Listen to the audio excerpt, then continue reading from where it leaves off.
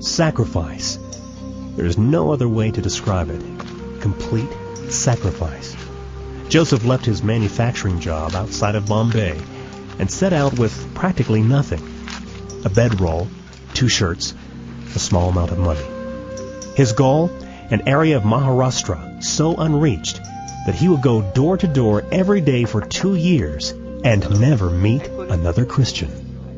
That God had called him there didn't mean it would be easy.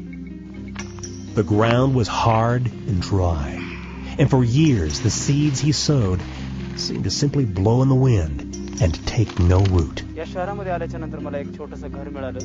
When I came, I had almost nothing.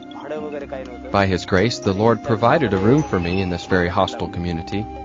There was nothing in it, only what I carried with me. I was trusting the Lord to provide, believing He would raise up a church. I just didn't know how long it would take.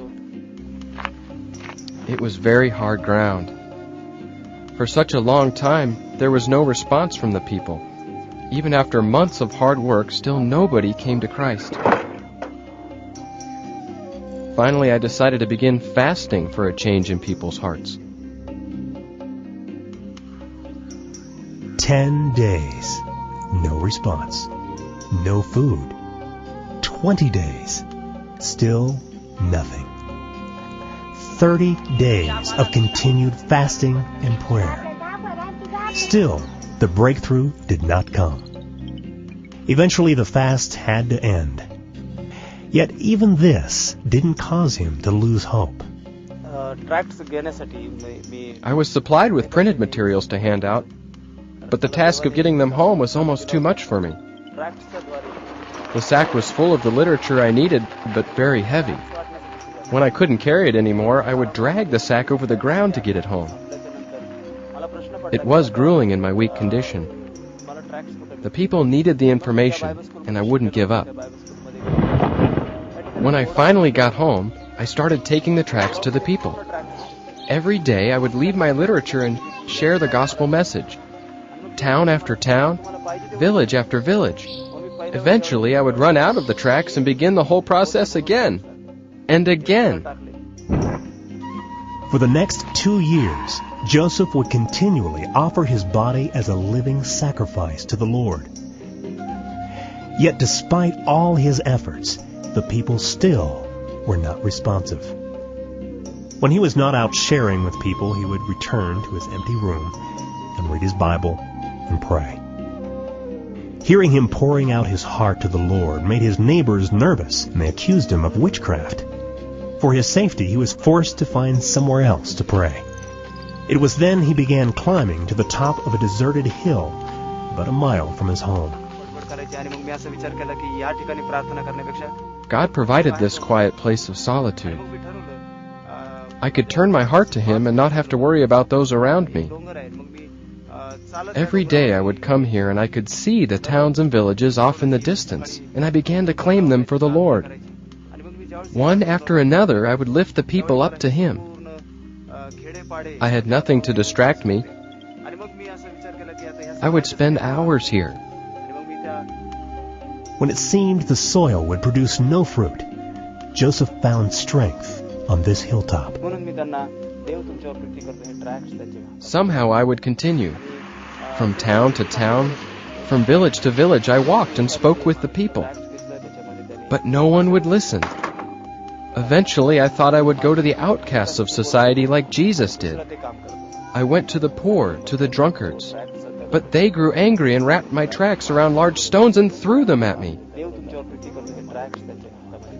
Once I was beaten and pulled into a house. They told me I'd be killed for my faith. But a man came by and heard my cries and rescued me before they could finish. After the end of 2 years, Joseph was almost broken. I cried out to God to send me somewhere else, anywhere. Finally, the Lord said to me, "Don't pray for another place. I have put you in this place, and I will sustain you." It was then I was led to speak to the only people in this land who would listen to me.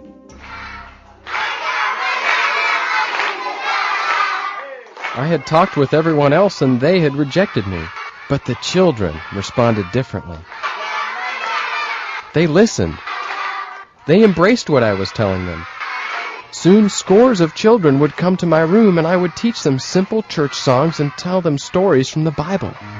They would sing the songs at home, and their parents would ask where they learned them. The children would tell them about the nice man who loved children and taught them. And the parents would come and talk to me. Many, many doors were opened through these children. The Lord is so faithful. He is moving. See that village? I've gone to every doorstep and evangelized there. We now have a mission started.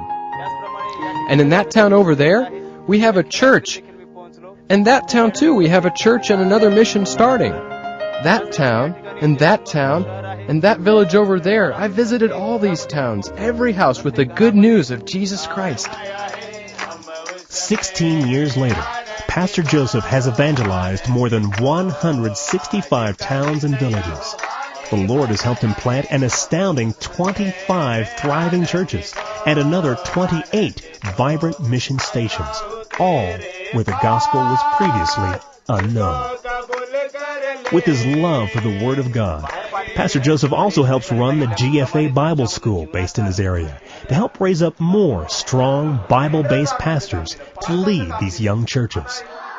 He also continues to meet and teach those who first listened to him. The children. 16 years ago, Pastor Joseph could have left this district, but instead, with a dedication and sacrifice beyond what many could bear, he bowed his head to the will of the Lord. And now he is able to look out over many towns and villages that will be forever changed by the good news of Jesus Christ.